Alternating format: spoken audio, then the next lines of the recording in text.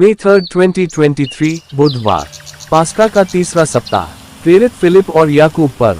पहला पाठ, कुरिन्थियों के नाम संत पौलुस का पहला पत्र 15, 1-8। भाइयों, मैं आप लोगों को उस सुसमाचार का स्मरण दिलाना चाहता हूँ, जिसका प्रचार मैंने आपके बीच किया, जिसे आपने ग्रहण किया, जिसमें आप दृढ़ बने हुए हैं।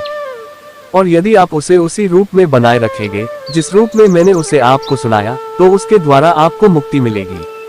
नहीं तो आपका विश्वास व्यर्थ होगा। मैंने आप लोगों को मुख्य रूप से वही शिक्षा सुनाई, जो मुझे मिली थी, और वह इस प्रकार है, मसीह हमारे पापों के प्रायश्चित के लिए मरे, जैसा कि धर्म ग्रंथ में लिखा है। वह कब्र में रखे गए और तीसरे दिन जी उठे, जैसा कि धर्म ग्रंथ में लिखा है। वह कैफ को और बाद में 12 में दिखाई दिए। फिर वही एक ही समय 500 से अधिक भाइयों को दिखाई दिए।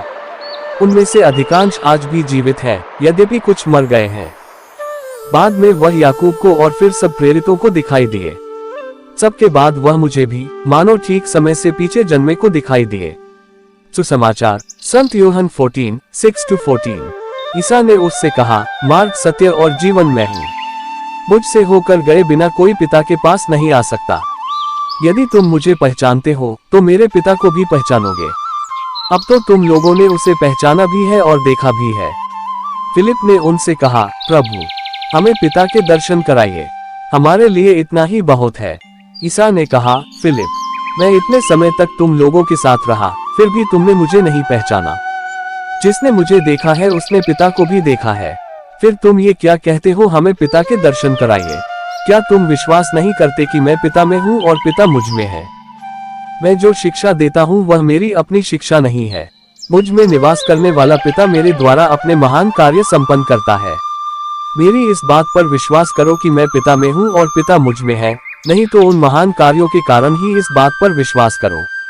मैं तुम लोगों से ये कहता हूँ, जो मुझ में से विश्वास करता है, वह स्वयं वे कार्य करेगा जिन्हें मैं करता हूँ। वह उनसे भी महान कार्य करेगा, क्योंकि मैं पिता के पास जा रहा हूँ। तुम मेरा नाम लेकर जो कुछ मांगोगे, मैं तुम्हें वही प्रदान करूंगा, जिससे पुत्र के द्वारा पिता की महिमा प्रकट हो। यदि तुम मेरा नाम लेकर मुझसे कुछ भी मांगोगे, तो मैं तुम्हें वही प्रदान करूंगा। मनन चिंतन। आज का सुसमाचार हमें प्रभु यीशु एवं पिता ईश्वर के एक होने के बारे में बताता है। पिता और पुत्र दोनों एक है। जिसने प्रभु यीशु को देखा है, उसने पिता को भी देखा है। पुत्र को देखकर हम पिता को पहचान सकते हैं। किसी ने पिता ईश्वर को नहीं देखा है। प्रभु यीशु उसी अदृश्य ईश्वर का चेहरा बन जाते। प्रभु यीशु ने अपने जीवन के द्वारा पिता ईश्वर के वास्तविक स्वभाव को हमारे सामने प्रकट किया था। हम प्रभु यीशु के द्वारा पिता ईश्वर से करुणा में स्वभाव को पहचान पाए।